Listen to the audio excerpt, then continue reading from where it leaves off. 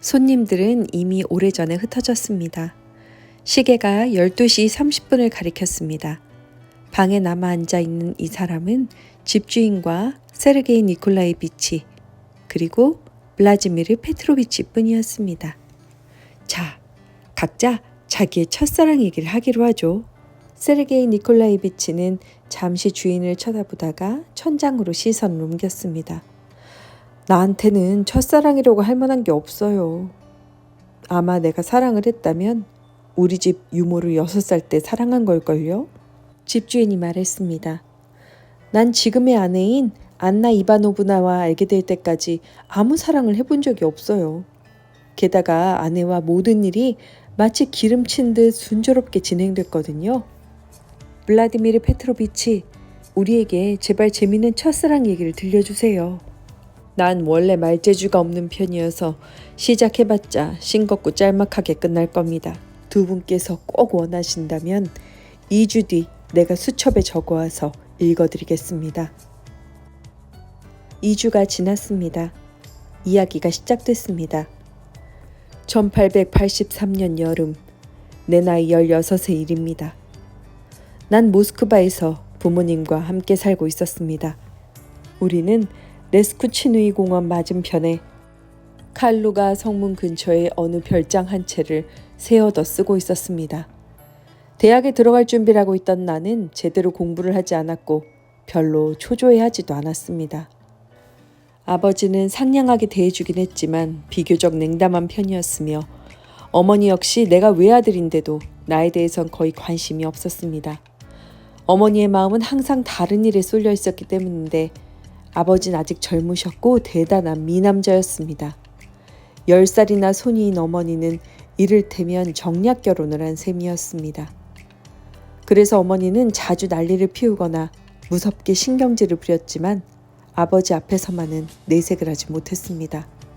이곳 별장에서 보낸 몇 주일을 난 영원히 잊지 못할 것입니다.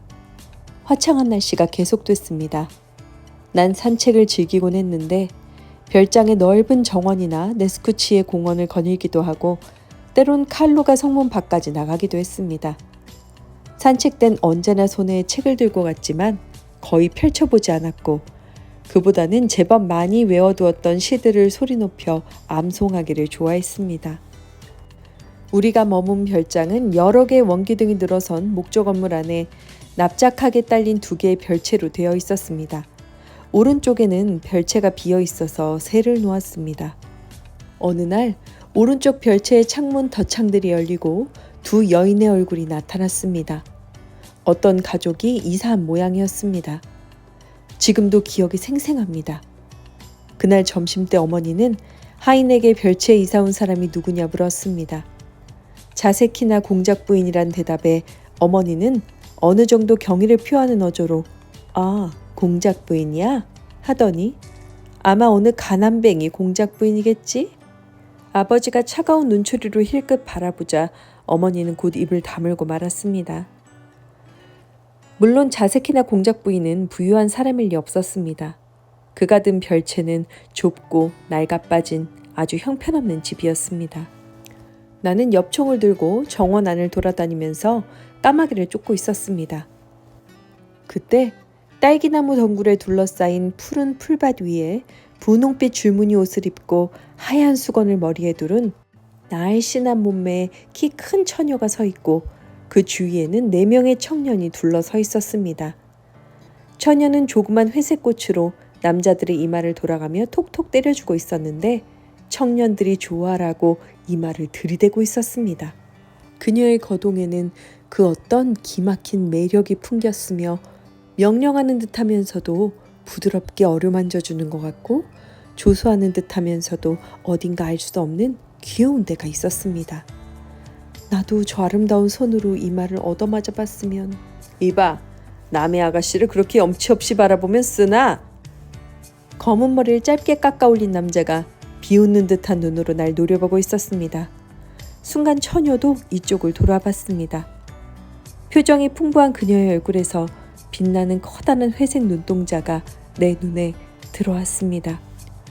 난 얼굴이 빨갛게 되어 웃음소리를 등 뒤로 하면서 쏜살같이 내 방으로 도망쳐 들어왔습니다. 몹시 부끄럽기도 하고 한편으로는 유쾌하기도 했습니다. 난 경험해보지 못한 흥분에 사로잡혔습니다. 어떻게 하면 저 사람들과 사귈 수 있을까? 내가 집을 비운 사이 어머니는 새로 이사온 사람들에게 편지를 받았습니다. 공작 부인은 무식한 말투와 지저분한 필적으로 어머니에게 자기를 보살펴달라는 청을 한 것입니다. 어머니는 공작 부인인 이상 답장을 쓰지 않고 묵살해버릴 수는 없는 일이었습니다. 내가 집에 돌아오자 어머니는 무척 반가워하면서 공작 부인께 찾아가 이쪽에서는 언제나 힘 잘하는 데까지 부인을 도와드릴 뜻이 있음을 전하고 오후 1시경에 우리 집에 오셨으면 좋겠다는 말을 하고 오라고 일렀습니다.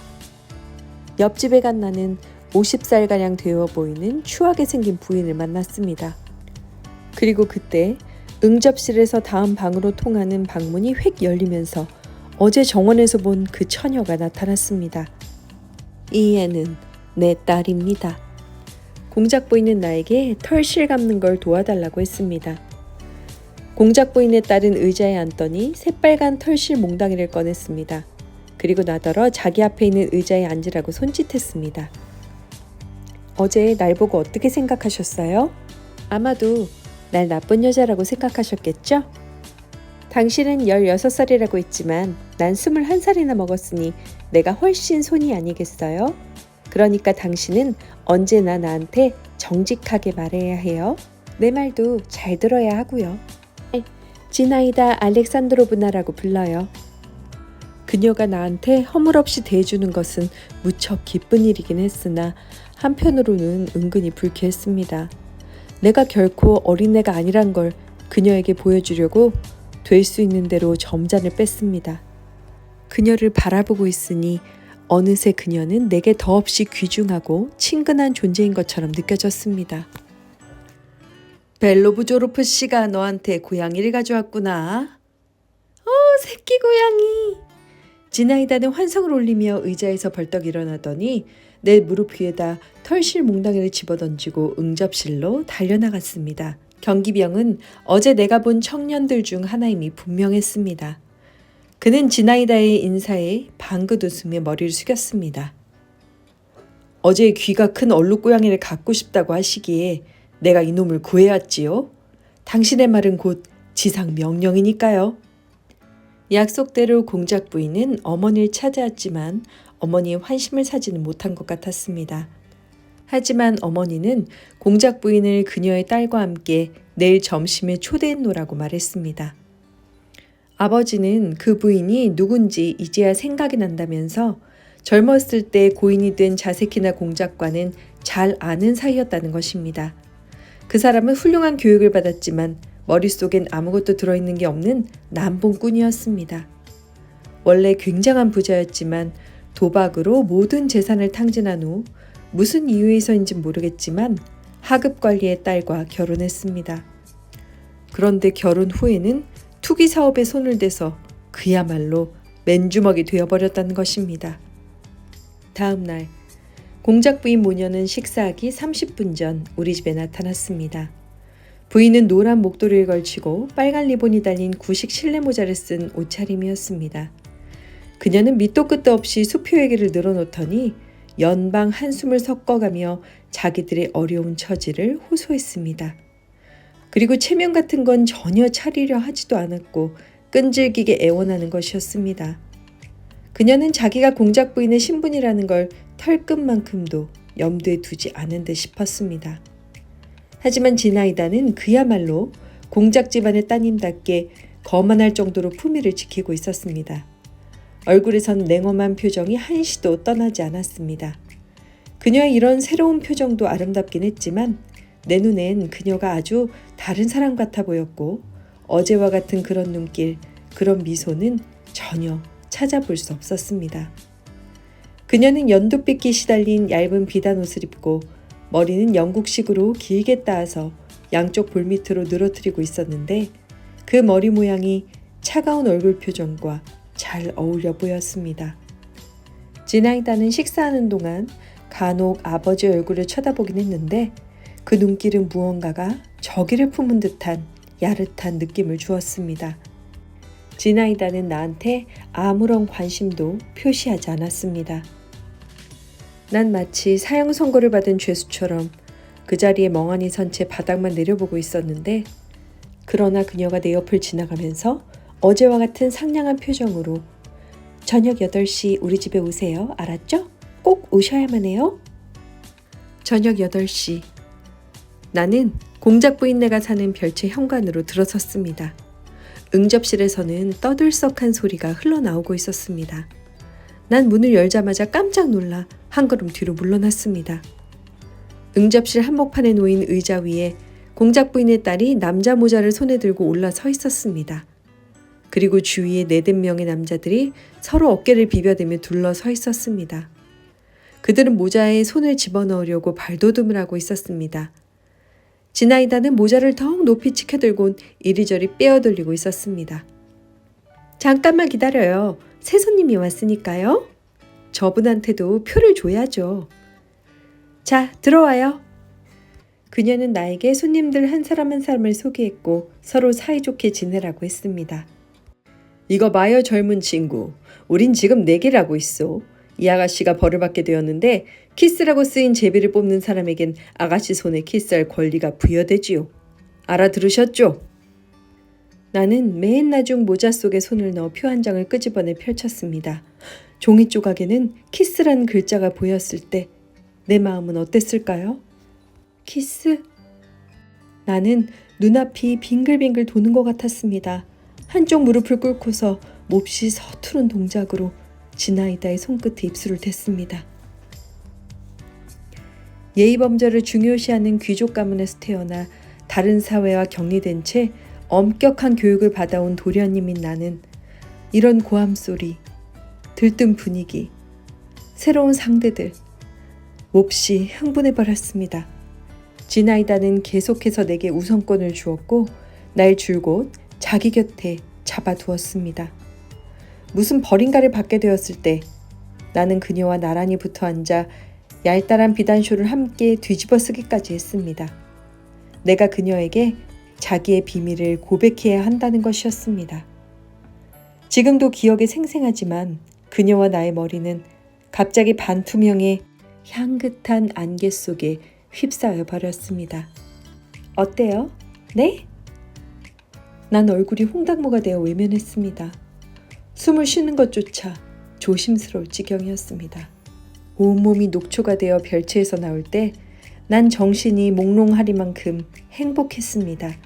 헤어질 때 지나이다는 내 손을 꼭 쥐고 다시금 뜬모를 미소를 지어 보였던 것입니다. 집에 돌아오자 뒷문으로 해서 내 방으로 올라갔습니다.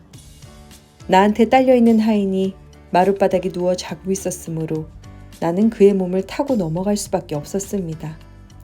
하인이 잠에서 깨어 날 보더니 어머님이 몹시 화를 내시며 날 부르러 보내려는 것을 아버님이 말리셨다고 보고했습니다. 내가 이날 느끼고 맛본 것은 참으로 새롭고 감미로운 것이었습니다. 내가 사랑에 빠졌나 봐. 이게 바로 연애란 것이구나. 다음 날 아침 차를 마시러 아래층으로 갔을 때 어머니는 내게 꾸중을 했습니다. 어제 무엇을 하며 놀았는지 말하라고 했을 때 난 전체적으로 매우 순진한 느낌을 주도록 간단히 대답했습니다. 하지만 차를 마시고 난 후 아버지는 내 팔을 잡아 끌고 정원에 나와 내가 공작 부인 집에서 보고 들은 것을 죄다 털어놓게 했습니다. 아버지는 기묘한 가마력을 지니고 있었습니다. 그리고 아버지와 나와의 관계도 기묘한 것이었습니다. 아버진 나의 교육에 대해 거의 무관심했지만 그렇다고 내게 모욕을 준다거나 하는 일은 전혀 없었습니다. 난 아버지를 좋아했고 아버지에게 매혹돼 있었습니다. 내 눈엔 아버지가 진짜 남자로 보였습니다. 나의 미친 사랑은 바로 그날부터 시작된 것 같습니다. 지금도 생생히 기억하지만 나는 새로운 직장에 들어간 사람이 느끼는 것과 같은 기분을 느꼈습니다. 난 이미 순진한 소년이 아니라 사랑에 빠진 남자였습니다. 그날부터 나의 미친 사랑이 시작되었다고 말했지만 괴로움 또한 그날부터 시작되었다고 말할 수 있을 것입니다. 지나이다의 곁에서 떨어져 있으면 난 풀이 주고 아무것도 머릿속에 담을 수 없었고 어떤 일도 손에 잡히지 않았습니다. 날마다 아침부터 밤까지 그녀만을 생각하며 우울한 시간을 보냈습니다. 그녀의 집에 드나드는 모든 남자들이 그녀에게 완전히 매혹되어 있었습니다. 지나이다의 숭배자들은 저마다 그녀에게 필요한 존재였습니다. 나는 온몸의 피가 한꺼번에 머리로 치솟아 오르는 일이 종종 있었습니다. 예컨대 말레프스키가 여우처럼 간사하게 건들건들 몸을 흔들며 그녀에게 다가가서 우아한 자세로 그녀의 의자 등받이에 몸을 기대고는 아첨 섞인 흐뭇한 미소를 띠며 그녀의 귀에다가 대고 무언가 소곤거리면 그녀는 그녀대로 가슴 위에 두 손을 얹고 남자를 찬찬히 쳐다보면서 자기도 따라 웃으며 고개를 까딱거리는 그런 때는 정말로 참을 수가 없었습니다. 뭐 때문에 말레스키 같은 사람이 집에 드나들게 하는지 알 수가 없어요. 그래도 그분은 수염이 멋있거든요. 그리고 그건 당신이 참견할 일이 아니에요. 난 누구의 손아귀에도 잡히지 않을 거예요. 절대로. 그렇다면 결국 아무도 사랑할 수 없겠군요. 그렇다고 당신까지도 사랑하고 있지 않을까요? 이렇게 말하면서 그녀는 장갑 끝으로 내 콧잔등을 두드렸습니다. 사실 지나이다는 나를 희롱할 대로 희롱했습니다. 3주 동안 나는 거의 날마다 그녀를 만났는데 그녀는 온갖 방법으로 날 골렸습니다. 난 공부도 집어치웠고 독서도 그만뒀습니다. 가까운 교회로의 산책도 승마도 중지해버렸습니다. 마치 다리를 실로 잡아매어 놓은 쇳덩벌레처럼 별채를 쉼도 없이 뱅글뱅글 돌고 있었습니다. 한시도 그곳을 떠나고 싶지 않았습니다. 지금도 생생하게 기억이 납니다. 그냥 며칠 동안 계속해서 내게 아주 냉정한 태도를 보인 적이 있습니다. 하루는 담 옆을 따라 걷고 있다가 지나이다를 발견했습니다. 그녀는 두 손에 땅을 짚고 풀이에 꼼짝도 않고 앉아 있었습니다. 갑자기 얼굴을 쳐들고 명령하듯 내게 손짓했습니다. 난 그 자리에 멈췄습니다. 난 무슨 소린지 몰랐습니다. 그녀는 다시 같은 손짓을 되풀이했습니다. 난 급히 담을 뛰어넘어 좋아라고 그녀 곁으로 달려갔습니다. 그녀는 눈짓으로 날 제지하고 떨어진 좁다란 길을 손가락으로 가르쳤습니다. 난 그만 어리둥절해서 길 위에 무릎을 꿇고 말았습니다. 그녀의 얼굴은 무섭도록 창백했고 깊은 슬픔과 피로의 빛이 뚜렷이 나타났습니다. 무슨 일이 있었습니까? 당신은 정말로 날 사랑하고 있죠, 그렇죠? 그렇죠. 난 모든 게 다 싫어졌어요. 난 괴로워 죽겠어요. 이렇게 괴로울 수가. 난 찬찬히 그녀를 바라봤습니다. 과연 무엇 때문에 괴로워하는지 몰랐지만 어떤 참을 수 없는 슬픔의 발작에 못 이겨 정원으로 달려나오다 갑자기 발목이 부러진 듯 그곳에 주저앉고 만 것은 틀림없었습니다. 주위는 온통 푸른빛으로 빛나고 있었습니다. 무슨 시든지 하나 낭독해줘요.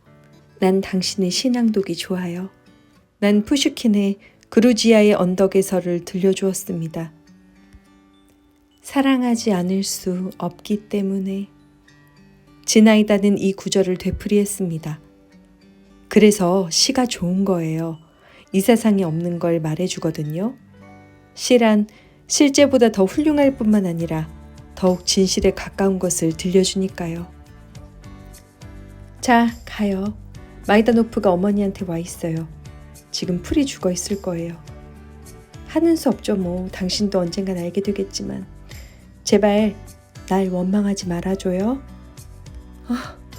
이를 어쩌면 좋지? 그녀는 누군가를 사랑하고 있어.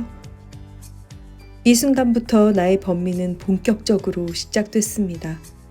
난 무던히도 애를 태우며 이모저모 생각하고 또 생각했습니다. 그리고 되도록 남이 눈치채지 못하도록 조심하면서 끊임없이 지나이다를 관찰했습니다. 그녀에게 어떤 변화가 일어난 건 분명했습니다. 며칠이 흘렀습니다. 지나이다는 점점 더 이상스럽게, 점점 더 알 수 없게 변했습니다. 어느 날 내가 그녀의 방에 들어갔더니 그녀는 등의자에 걸터앉아 뾰족한 책상 귀퉁이에 머리를 틀어박고 있었습니다. 그녀는 갑자기 몸을 일으켰다가 얼굴은 온통 눈물투성이었다가 난 그녀 옆으로 갔습니다. 갑자기 그녀는 내 머리 위에 손을 얹더니 느닷없이 내 머리카락을 움켜쥐고 비틀기 시작했습니다. 아야! 그래요? 아픈가요? 그럼 난 아프지 않은 줄 아세요? 네? 내가 이게 무슨 짓이지? 가엾어라. 당신 머리카락 메달에 넣어 늘 몸에 지니고 다닐게요. 그럼 당신 마음도 어느 정도 풀릴 거예요. 이만 돌아가 주세요. 그녀의 두 눈에는 여전히 눈물이 고여 있었습니다. 난 집으로 돌아왔습니다. 집에선 유쾌하지 않은 사건이 날 기다리고 있었는데 어머니가 아버지와 말다툼을 하고 있었던 것입니다. 어머니는 무엇인지 아버지한테 따지고 들었지만 아버지는 여느 때처럼 냉정하고 점잖은 태도로 침묵을 지키고 있었습니다. 그러다간 곧 밖으로 나가버렸습니다. 난 어머니가 무슨 말을 했는지 알아듣지 못했습니다. 하지만 어머니가 나를 방에 불러 자세키나 공작부인네 집에 너무 자주 간다고 꾸중을 했습니다. 지나이다의 눈물은 내 마음을 혼란 상태에 빠뜨렸습니다. 난 무엇을 어떻게 생각해야 할지 갈피를 잡을 수가 없어 그냥 울고 싶을 뿐이었습니다. 어느 날 담장 위에서 물끄러미 먼 산을 바라보며 종소리에 귀를 기울이고 있을 때 연회색 옷을 입고 장밋빛 양산을 어깨에 얹은 지나이다가 바쁜 듯이 걸어가고 있는 것이 보였습니다. 그녀는 날 보자마자 멈추고 밀짚 모자 챙을 치켜 올리며 날 쳐다봤습니다. 거기서 뭐하고 있어요? 높은 담장 꼭대기에서?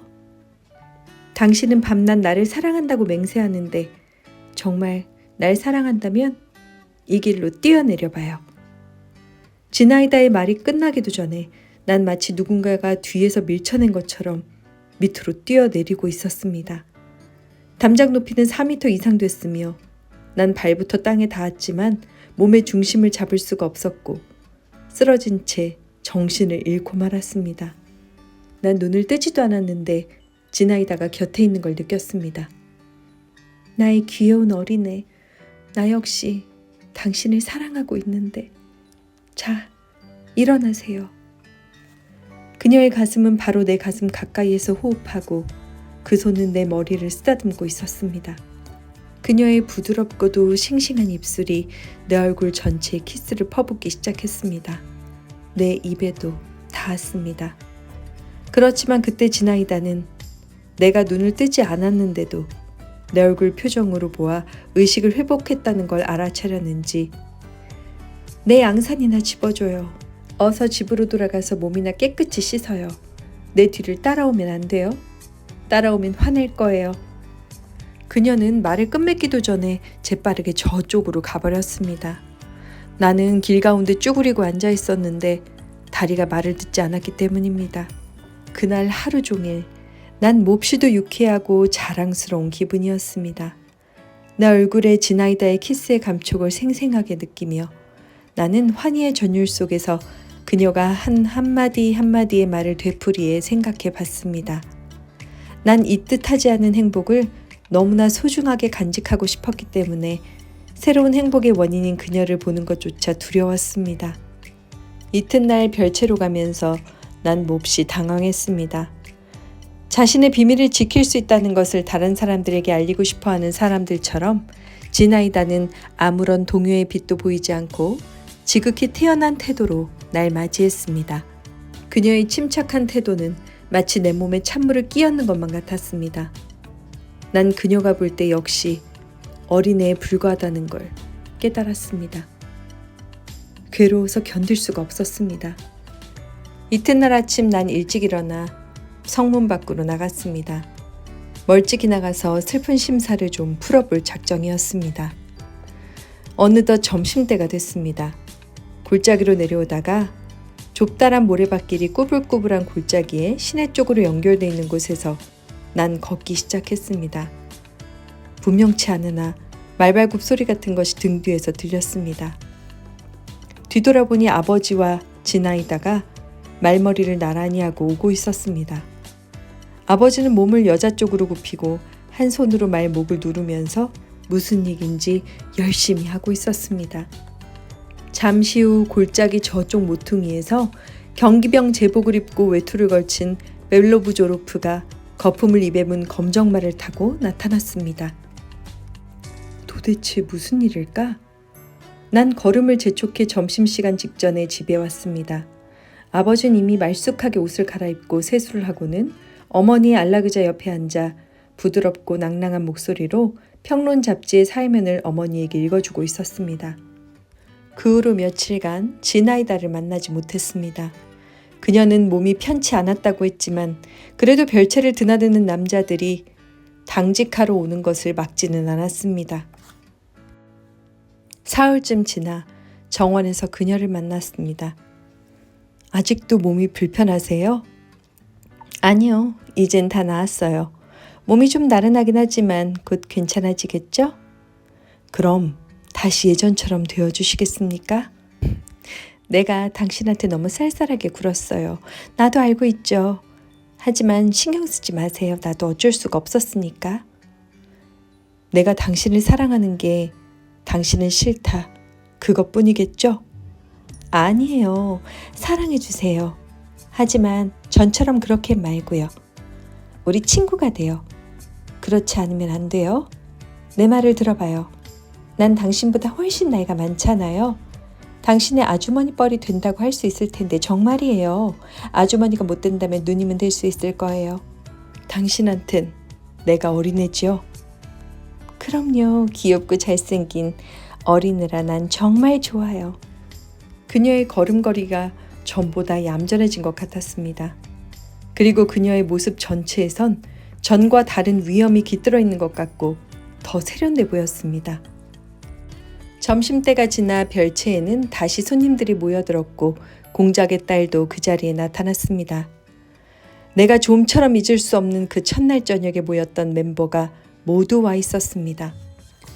난 왠지 밤마다 그녀가 누구를 만나는 것 같았습니다. 그래서 시계가 밤 11시를 쳤을 때 정원을 한 바퀴 돌았습니다. 그러다 나는 흠칫 놀라고 말았습니다. 삐걱하고 문이 열리는 소리가 났고 뒤이어 나뭇가지가 딱 부러지는 소리가 들린 것 같았습니다. 저놈이야. 드디어 나타났어.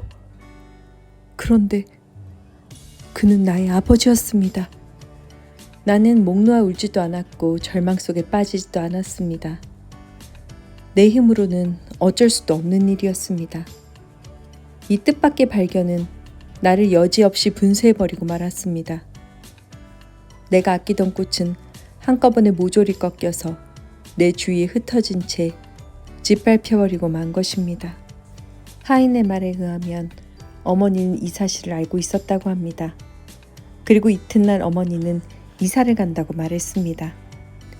난 되도록 아버지를 피하려고 했지만 지나이다를 피할 순 없었습니다. 그녀 앞에 나서면 나는 뜨거운 불에 타는 것 같았습니다. 어느 날 꽤 오랫동안 산책을 하다가 점심을 먹으러 돌아왔는데 뜻밖에도 나 혼자서 식사를 해야 된다는 사실에 놀랐습니다. 아버지는 어디론가 가버렸고 어머님 몸이 아파 식사를 할 수 없다며 침실에 있었습니다. 난 하인들의 표정을 보고 무슨 심상치 않은 일이 일어난 것을 눈치챘습니다. 시내로 이사할 준비를 시작했습니다. 아르바트 광장 옆에는 우리 집이 하나 있었습니다.